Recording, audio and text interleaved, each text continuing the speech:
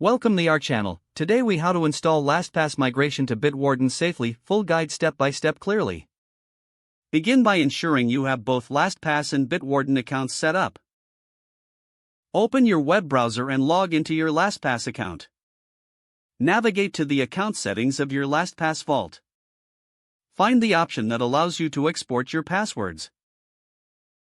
Select the export feature and choose the format required, usually a CSV file.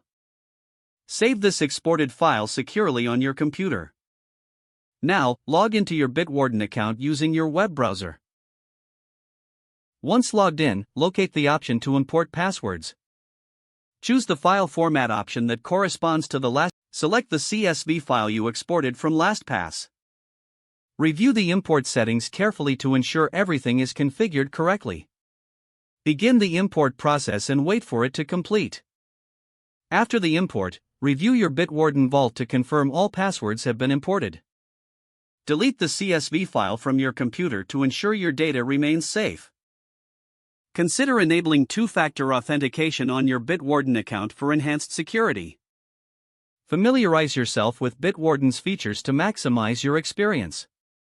Congratulations, you have successfully migrated from LastPass to Bitwarden safely.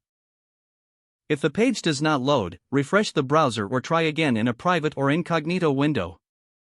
Make sure you are using the correct email address, then retype it carefully to avoid small typos.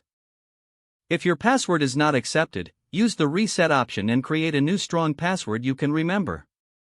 Check your spam folder for verification or security emails, then complete any requested confirmation steps. Enable two-factor authentication if available to improve account security and reduce unauthorized access risk. After signing in, review your profile details so your contact information and settings are accurate and current. If you see an error message, note it down and try again after restarting your device and internet connection. Log out when you finish, especially on shared devices, to keep your account and payment information secure.